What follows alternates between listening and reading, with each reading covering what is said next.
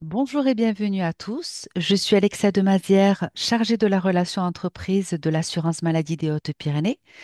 Chaque mois, je vous accompagne pour aborder des points techniques essentiels.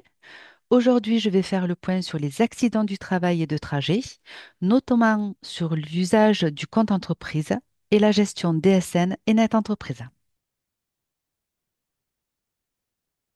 Dans un premier temps, je vais rappeler quelques notions essentielles, notamment la différence entre accident du travail et accident de trajet.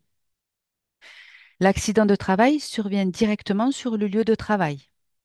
L'accident de trajet se produit sur le trajet habituel entre le domicile et le lieu de travail, ou encore lors du déplacement vers le lieu habituel de restauration, par exemple.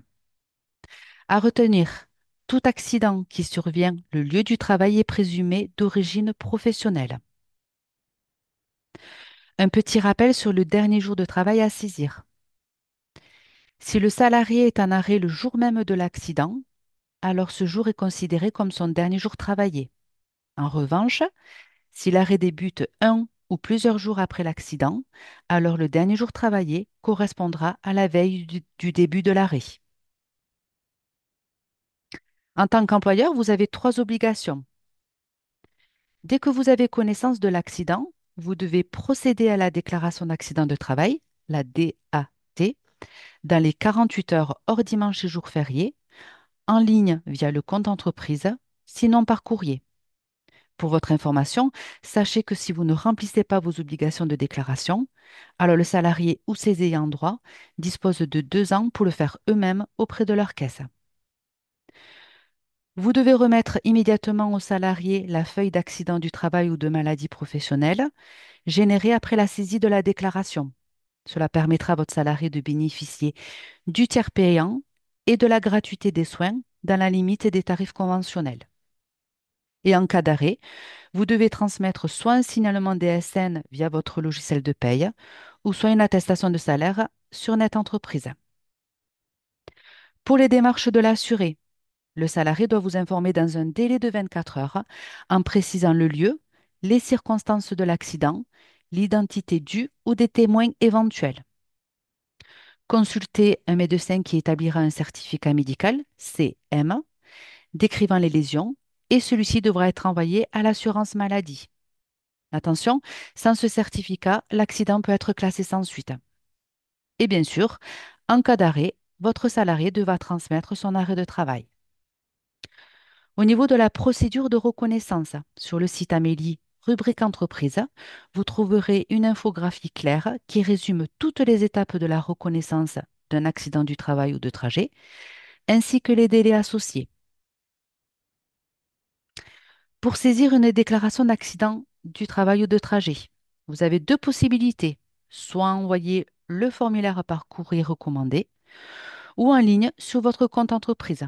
C'est la solution à privilégier. Pour en bénéficier de ce téléservice, il vous faudra évidemment être inscrit sur le site Net Entreprise et avoir les habilitations à la déclaration d'accident de travail et au compte entreprise.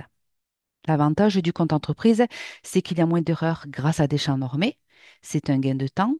Cela est moins coûteux qu'un recommandé et vous pouvez immédiatement remettre la feuille de soins. Concernant la DAT, c'est comme avant. Vous avez la possibilité d'effectuer la DAT en mode EDI, c'est-à-dire via un fichier transmis, ou en mode EFI. C'est le formulaire en ligne sur le compte entreprise. La saisie prend environ 10 minutes en 5 étapes claires. Information générale, circonstances de l'accident, identité de la victime, identité du déclarant, etc. Avec le compte entreprise, vous avez aussi la possibilité de nous transmettre des pièces jointes en PDF ou JPG sans dépasser les 5 mégaoctets, que ce soit pour un fichier ou l'ensemble des documents. Et vous pouvez également y mettre des réserves. Alors bon, vous êtes limité à 128 caractères, donc n'hésitez pas à décrire les réserves motivées et les transmettre en pièces jointes. C'est une étape facultative, mais elle est intéressante, surtout si vous êtes dans cette situation. Si votre salarié est en arrêt, alors pensez aussi à réaliser l'attestation de salaire. En DSN, c'est simple. Vous n'avez pas besoin de ressaisir les salaires ou les primes. Les informations remontent automatiquement. Un paiement provisoire peut être effectué en maladie, puis régularisé automatiquement quand l'accident sera reconnu.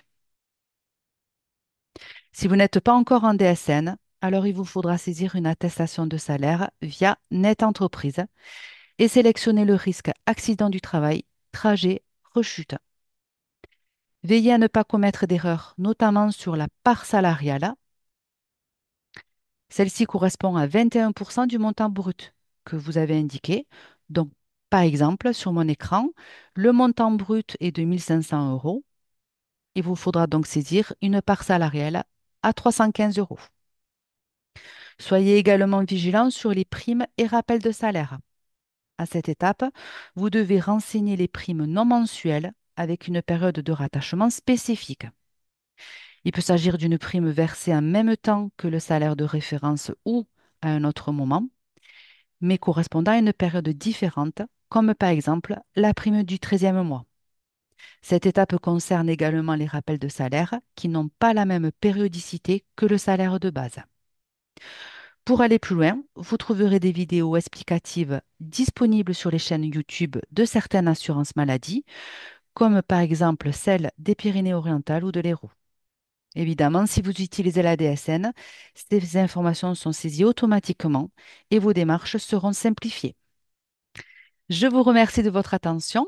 Je reste à votre disposition soit en appelant le 3679 ou soit vous pouvez m'envoyer un message à l'adresse relations aux entreprises-651 assurance-maladie.fr. À bientôt!